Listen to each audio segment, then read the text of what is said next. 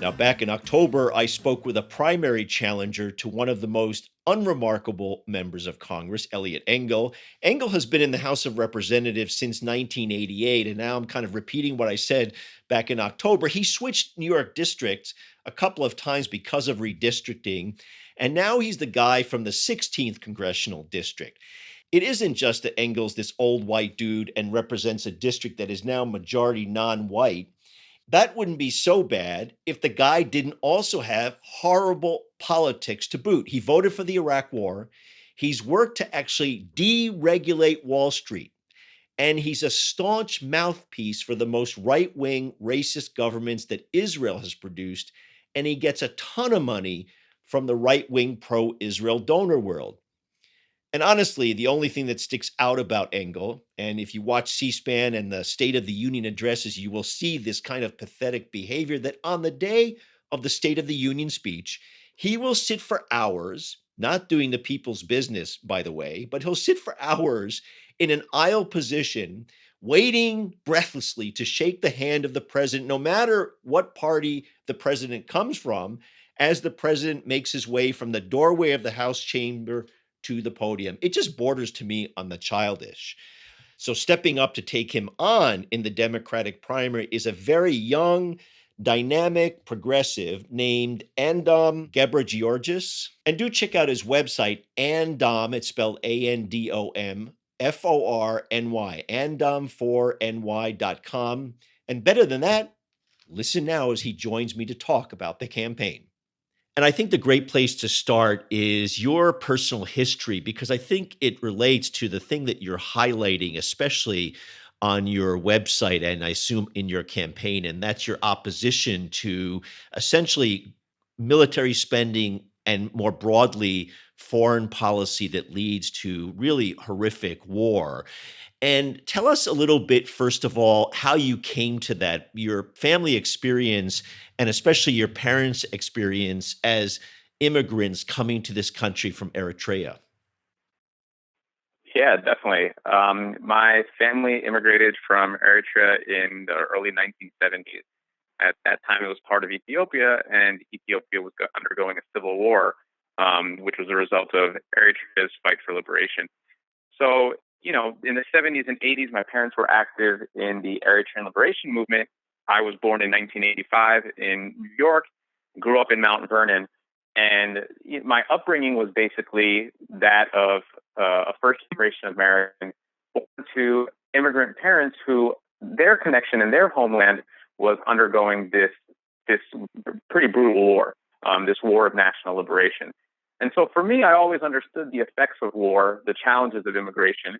And I understood that at a very young age because those were the kinds of conversations that we had in my household. I was 8 years old, actually, when Eritrea became officially an independent country.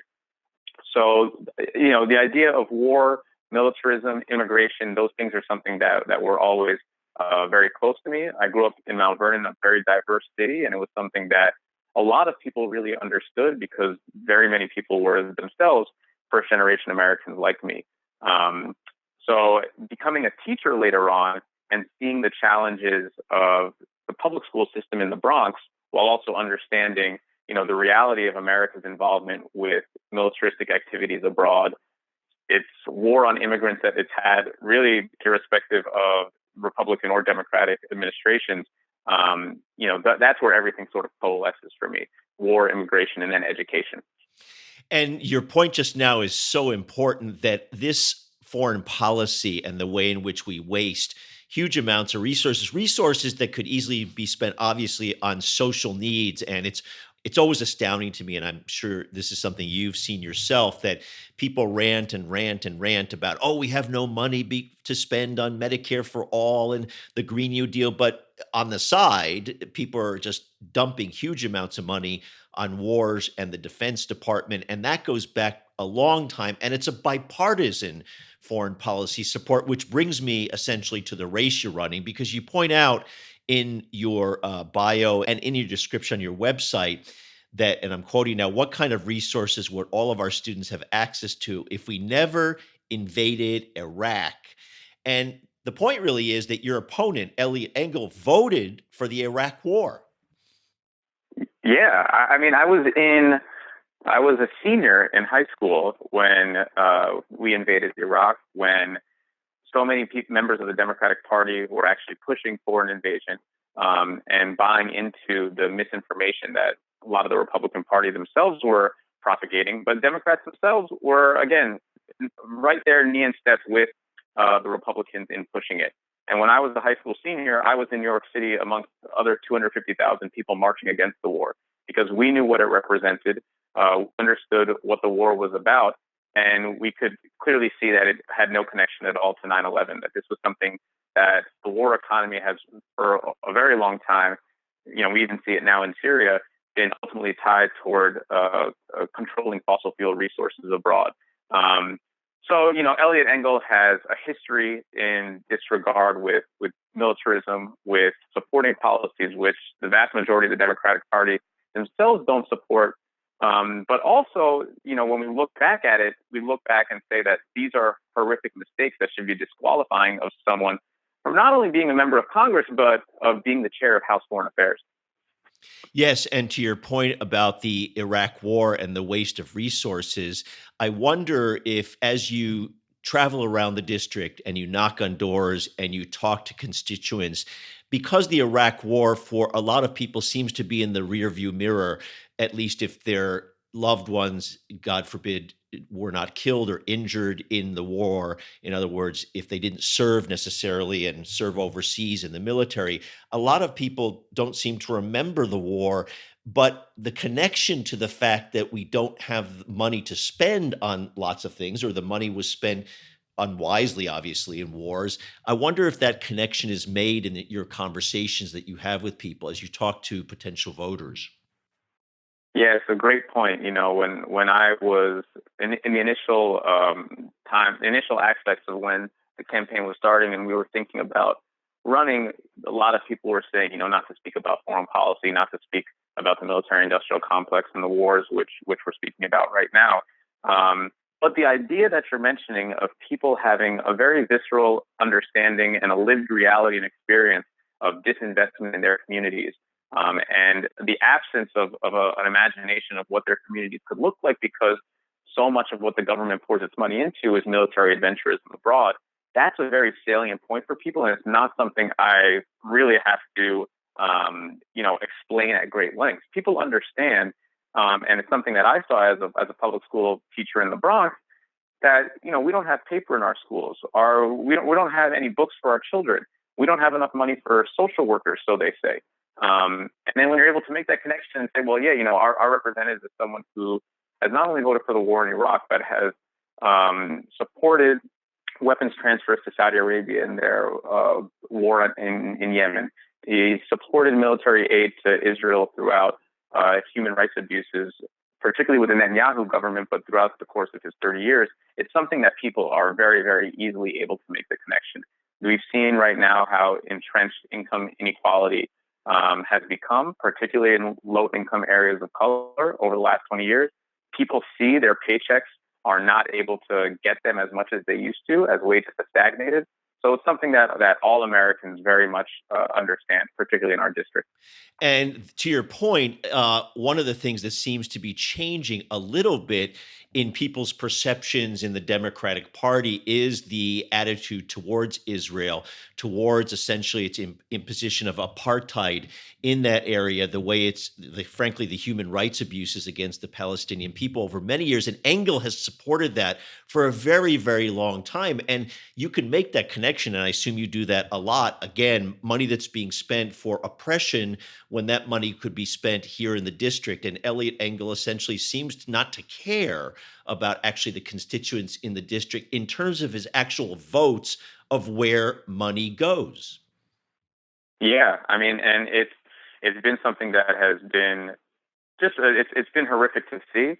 It's a little bit positive now, seeing that there are more candidates being able to speak about making military aid to Israel conditional on some benchmarks, especially around human rights. But when it comes to Elliot Engel, I mean, the history around uh, human rights abuses towards the Palestinians through his votes, through his rhetoric, is really, really just the record is very, very clear. And so we've seen over the last couple of years, as Israel, particularly has with Netanyahu, has been even more emboldened in taking, there's no other way to say it, like the abusive stance towards the Palestinians. Engel has been right there in supporting it, whether it's been Trump and supporting the embassy move to Jerusalem, whether it was recently okaying the extension of sovereignty in the Golan Heights, whether it was defunding UNRWA, whether it was being against Obama's vote, UN resolution on settlements. Engel has been one of the most uncritical, reflexive supporters of Israeli ethno-nationalism that we've seen in Congress, and it's something that has also played here at home because we've seen what he's been saying towards Ilhan Omar, towards Rashida Tlaib, and towards others as anti-BS laws are propping up around the country. And so it's something we need to take a stand on, not only for free speech, but also for morality abroad and at home. Yes, that's an excellent point. And I want to now move to some other position that you advocate on your website. And I urge my listeners to go to Endom's website. It's andom4ny.com if you want to see his whole progressive vision. And you are a clear progressive, very strong progressive. And the thing that was interesting to me, and I asked this of many progressive candidates who support the Green New Deal, when you talk about the Green New Deal, you talk specifically about ensuring a just economic transition. And you also talk about a guarantee of a job with fair wages and benefits for all. What does that mean in terms of concrete numbers? Is it a $15 an hour wage? Is it a unionized job? I ask this of many progressive candidates because I think it's been a little bit general for most people without specifics. Yeah, definitely. I think that when it comes to the federal job guarantee and what that price floor looks like, there has been conversations around $15 minimum wage. Rashida Tlaib was advocating for a $20 minimum wage. I think what's important is, in connecting this towards the just transition, if we're making it a $15 minimum wage pegged to inflation, but this is something that's not going to be implemented until 2024, well, that's not going to be something that is actually going to be a living wage and a fair, just wage for workers. So I think I'm very much supportive of a $20 minimum wage, and that's something that we can implement, that I'll be pushing to implement in the immediacy of being elected. But speaking towards the just transition more broadly, so much of our economy is based in fossil fuel infrastructure and in non-green energy sources. So in order to make for an economy which is regenerative, which is based on renewable resources and can actually meet the demands of, basically having a decarbonized economy with net zero emissions, then we need to be able to push for a just transition. And so a just transition is allowing for a time period in where we're retraining workers in these new jobs, which are based in the renewable economy. We're allowing for a period for workers to learn the skills and be trained in the skills for those new jobs, which we're going to be guaranteeing based on sustainable infrastructure and green technology. So the just transition is really partially about education, and it's also about understanding that the Green New Deal is something which is supposed to be empowering workers and allowing us to build grassroots power. And if we're doing the Green New Deal in a way which is basically just casting off workers to the side, and as they lose their jobs, well, that's not something which is going to allow us to really build on the grassroots power which a Green New Deal is supposed to be instrumental towards. And I asked you that question because so often when people talk about just transition, and it's mostly, if you will, environmentalist and non-labor people that I'm not necessarily critical of, but I think they use the word just transition without thinking of the specifics behind that. I was glad to hear that you talked about the minimum wage having to be at least $20 an hour. On this podcast, many, many times, I remind folks that if the minimum wage really reflected productivity over the last 30 years, it should be $20 an hour and up. But even beyond that, you look at sort of these industries that are now in the so-called new Green Deal, the new technologies, the new climate change, positive climate change energy jobs. They are non-union. Labor unions don't represent people in those industries. So people still don't have rights and respect and power at the job. And even the retraining, when you look at it historically, it's not worked because people have been retrained for jobs that pay a lot less, jobs that actually don't exist. So you kind of understand, and this is my final point. I'm curious what you think about this.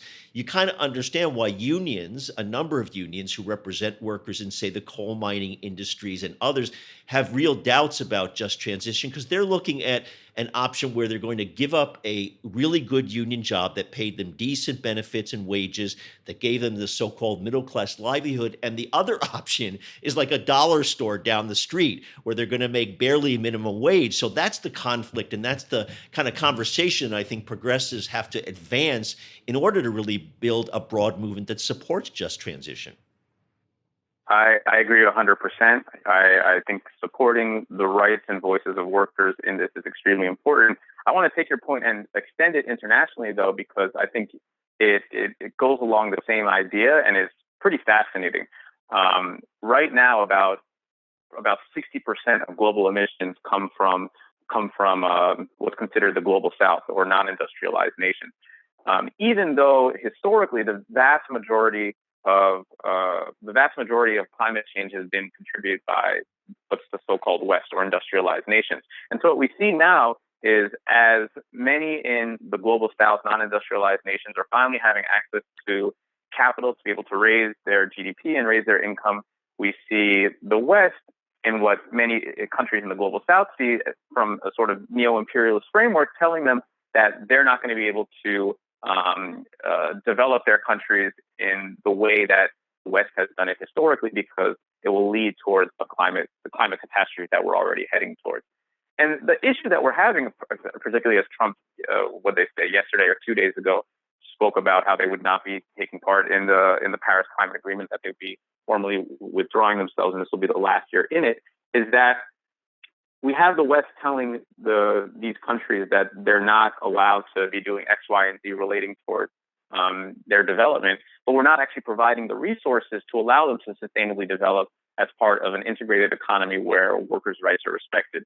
And so from an American perspective, the UN has called for each country to give about 0.7% of their GDP towards basically what's considered a global Green New Deal and wealth transfers towards the global south so they can actually invest in green energy and green technology, which will actually lead towards sustainable development. But right now here in the US, instead of doing that 0.7%, we're giving about 0.17%. And we're actually retreating from these international agreements, which are going to actually allow for the globe to come together on these shared problems of climate change. So I see it sort of similar to the issue of workers in industries that are based on fossil fuels, because it's like if we're not actually providing the resources to people who are most intimately affected by the changes and the transitions that are going to come from climate change, then we're not actually doing the work that we should be doing. My last question to you is to give us a sense of what it's like for you to campaign. I mean, it's not an easy thing to do. I noted that when you were a New York kid, you were more interested in Patrick Ewing than politics abroad. Now, I hope you're not missing watching basketball games certainly not of the woeful Knicks. But generally speaking, what's it been like to What's it been like to campaign? What have you missed? What have you liked? What's been exciting? What's been difficult? Yeah, that's a great question. It has been a wild ride, a wild ride that has been extremely empowering. It has been affirming, and at the same time, it also makes you question different things which maybe you haven't thought about, and understanding different issues which people from communities around the district are speaking about. I think for me, the most powerful thing so far has just been seeing how people who you didn't even know knew you, or you didn't even know about your vision and what your message is, telling you that, oh yeah, they've heard about the message, they want to volunteer, they want to donate, then really taking an active stake in what we're trying to build and what we're trying to continue. And so that's been the piece which has been extremely empowering, because you start basically in your bedroom with a couple of friends and family who are really the people who encouraged you to run, activists who encourage you to run, and then all of a sudden you've expanded towards getting calls from people in California and people in other parts of the district coming down to knock doors with you. So it's something that, because it's a very challenging process in the sense that you're constantly fundraising, and that for me is something which is it's a bit difficult in the sense to call people who are who have worked very hard for their money and ask them to be able to contribute to the campaign. It's something that's very, very difficult for me to even ask. I say that even from like a cultural standpoint. As an Eritrean, it's very difficult for me to ask that of people. But people have been very, very giving. They've been very, very supportive of the campaign, and that's something that continuously empowers us and lets us keep going because of the support that we've received from people.